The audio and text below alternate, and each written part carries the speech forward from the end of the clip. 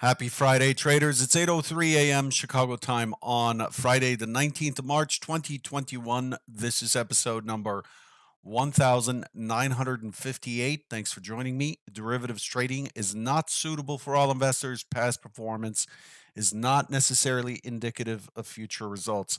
It's a fair amount to cover today. Let's jump right into Convergent Trading's pre-market summary sheet, which again you can get directly off of Twitter. Just go to twitter.com/conv trading and follow. This morning we have the markets responding in an interesting way. We have the bonds higher by 16 ticks, the Bund up 43 ticks, the NASDAQ is also up 28 and a half points.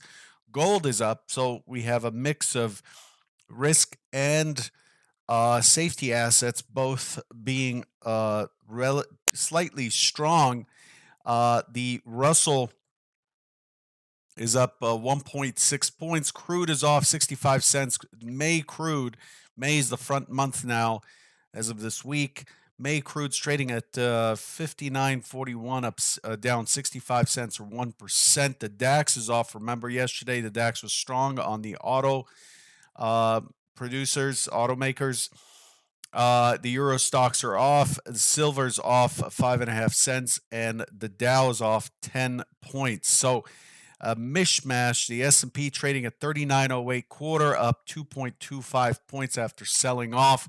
In fact, one of the things I wanted to have ready here for you, and I forgot to do, is the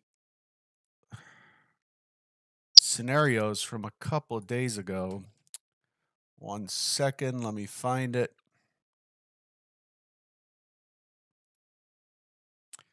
That's not it. Oh, I skipped too far back. So that was the 16th I'm looking for. The 17th. There we go. All right, that's the one I want to talk about. So back to the summary. Allocation is to risk slightly, but yesterday was a pretty decent sell-off. It is Quad Witching Friday. Quad Witching Friday. If you don't know what that is, ask. Today we have futures expire, single stock futures expire, equity options expire, options on futures expires. Those four things make up Quad Witching Friday. The official expiration on many products is at 8:30 Central in about 24 minutes. But the positions are exercised and allocated from after the market all the way through the weekend. So the entire day may see some delta hedging. You see some operators protecting their position if they are, especially if they're short sellers and need to deliver. So there's some interaction there, some jazz, some delta hedging and things like that may impact things. But thank God this week is over. Expiration week is always just so jacked up. Although yesterday we had some pretty decent opportunities in the markets. Of course, wherever there's opportunity for gain, there's opportunity for loss as well. So keep that in mind. So far, the S&P has traded 311,000 contracts. 311,000 contracts. Overnight inventory is 59% short and 59% long, and the range has been 25 points. The market is completely balanced. You can see right here that it's quite Gaussian, and we'll cover that in a minute. Here's what I wanted to talk about. Now, we came in a couple of days ago, Wednesday, we came in with a gap lower. We had gap down below Tuesday's low. And what I said is the market is likely to try to respond higher. There's likely to be resistance at 48. If you recall, the expectation is for it to push down into this 25 area. Remember the 25 2 days ago? And then it's likely to break and drop into The 3900. Remember, I put these hash marks. Basically, these are support, the beginning of support areas. Was looking for it to drop into the 3900, but the big number we were looking for is 3888, the MC point of control of this area. That was 2 days ago, and it didn't work out that way. It was the FOMC. Here's what happened here. Reset. Here's that day. That day happened to trade down into the 25. It went right to the 25. I covered this yesterday, and we had this big rally from the FOMC into the 74 measured move. That was the extended target. That's a stock zone that was already there, as you can see in front of you. And then we came in yesterday and found that the market had pushed into 75 and rolled over and came back to the high distribution, which was highlighted here in green lines. And yesterday I talked about 50 being really important, an important test area. And I was looking on the scenario one for it to push down through this 3934 MC point of control towards that century figure. That was the primary scenario of yesterday. The big line in the sand for sellers is going to be 61.62, but 50 was the number to watch. Do you recall all that? Anyway, here's what it actually did. A lot of rotations yesterday, so a bit of a busy looking chart. Yesterday, what's going on here? Yeah. Yesterday, we had an open auction as expected. We responded. We pushed farther than the 50 expected. It kind of ground its way through the 50 right here. And then we got the impulse down. So this is key right here. This is a key act by the market, this impulse. So you can see the largest rotation of the day. Largest rotation of the day is down, and it's quite big. 23 points without a single 12-tick pullback. It pulls back pretty deep, which is kind of off-putting, back to the 50, and then the selling really starts. So we went from range extension up to neutral down, and then we follow essentially Wednesday's plan down into 3,900. So the low 3,950, it took it an extra day because of the FOMC to accomplish, as I said, to accomplish this plan from the 17th right here. But that was scenario one. That was scenario one. It just squeezed to 58 instead of halting at 50. And again, it is really it is really a guess, right? So we want to see how the market responds. This is why I use order flow. You gotta stay limber. You gotta stay open to what's going on, and it finally did rotate down and push through. And we have the 34. So we're trading at 3909. Yesterday's close at 3911. Current full session VWAP at 3912. So there's a fair amount of overhead here above us in the S&P, and we are holding between this 3912 and 3900 area currently, and we have not visited that 88 area down here, which I'm still expecting because we've tested the upper distribution, the upper balance area, and if the upper balance area doesn't hold, the natural thing for the auction to do is to move down to the lower balance area. Okay, so that's that. The other thing I wanted to cover, and by the way, yesterday, pretty decent delta throughout the day. Pretty strong delta on this move up. By the way, this grind here is my kryptonite, my trading kryptonite. This awful kind of, it looks like it's about to fail. It looks like it's about to fail and just continues higher and higher and higher.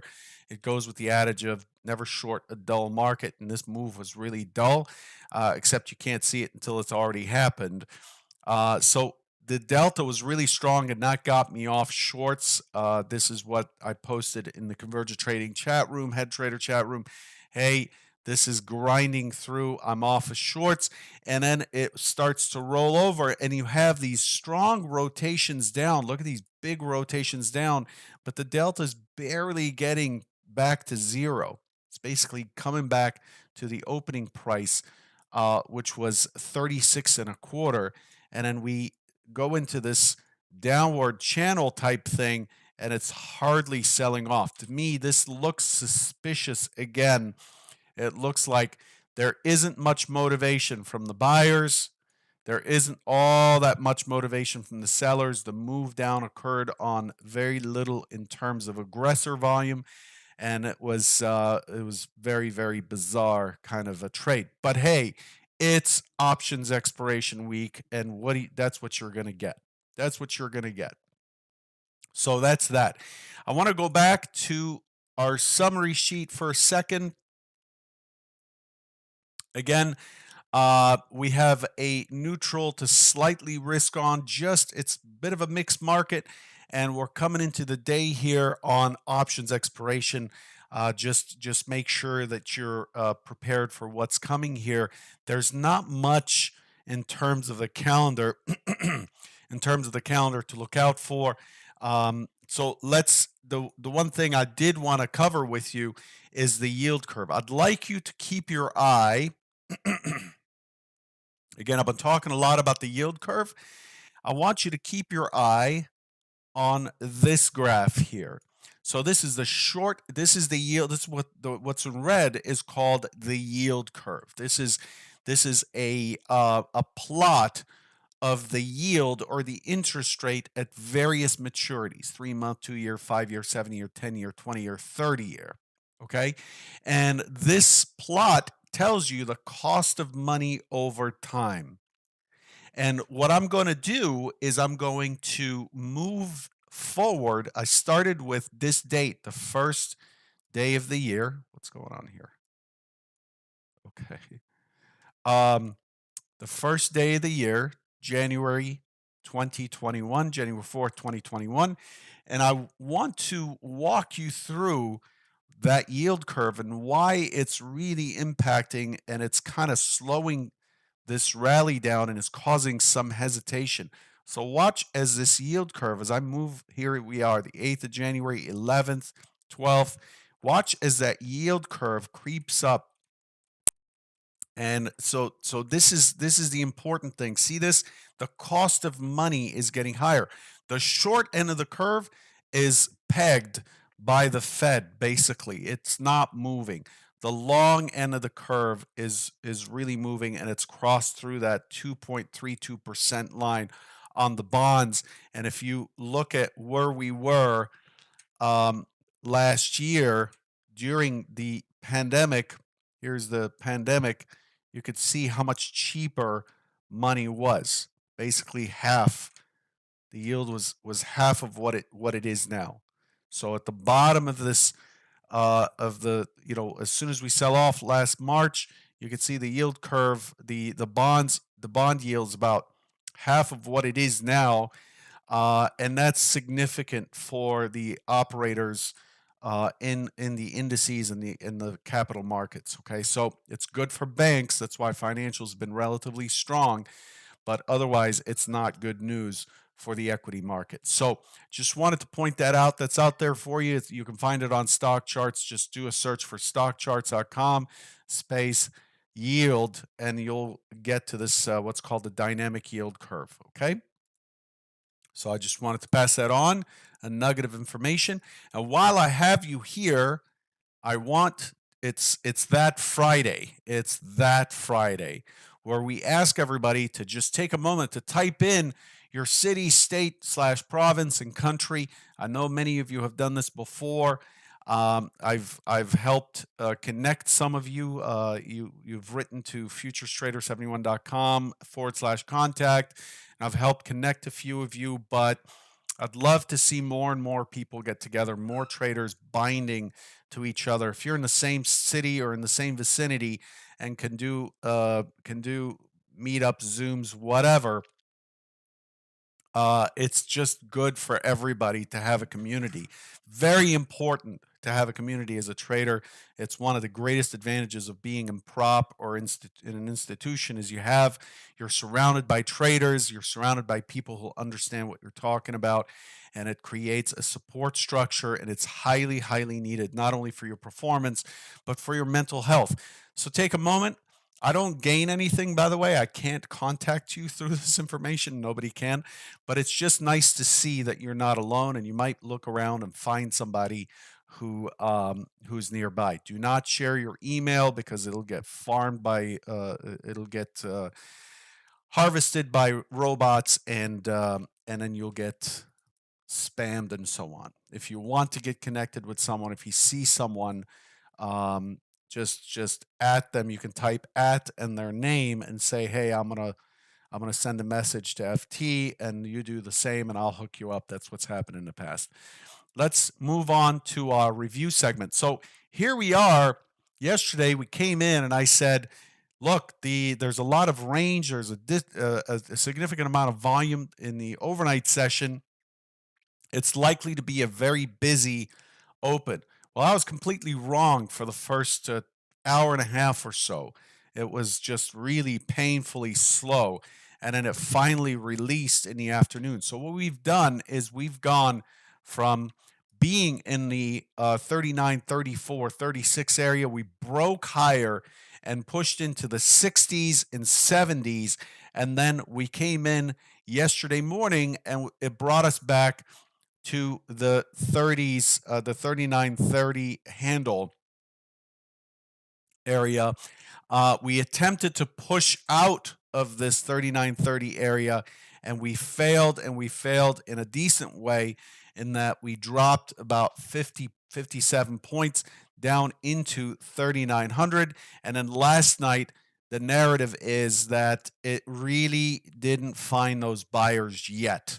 It could not find those buyers yet, and therefore it is hanging out right here at near yesterday's low. So to me, this looks like the market is accepting these lower prices.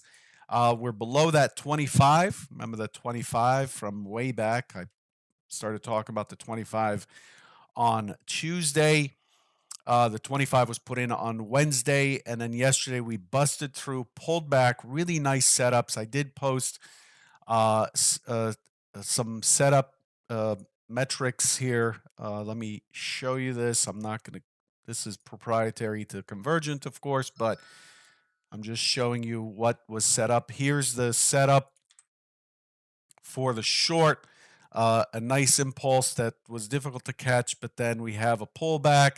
Then it breaks the IB, pulls back to the last low, continues, pulls back to the 25, breaks the 25, which is the prior low, pulls back to the 25 for continuation, and then the scenario plan takes over for a run to 3,900 or whatever. So this was a nice little thing going, and then this morning we're really stuck at sideways at balance, and it is expiration Friday. So let's temper our expectations, as we've been saying for the last couple of days. Let's hop on over and look at what the day has shown, the daily has shown. And again, we put in this new high, we have a lower low, and then we put in a lower high, lower low. We've triggered one time framing down on the daily, but we still have one time framing up on the weekly. So we have some crosswinds between time frames, and we are approaching this really high volume node just below, just below, right? And so that's where that stands. And we're this is why I'm expecting the primary expectation today is for a push lower. Now, again, temper your expectations. It's Quad Witching Friday. It's a special day. Let's take a look at what's expected for today and wrap this up.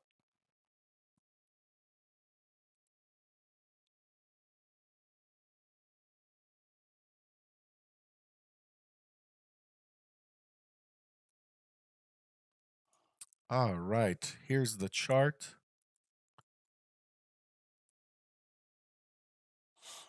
Primary scenario.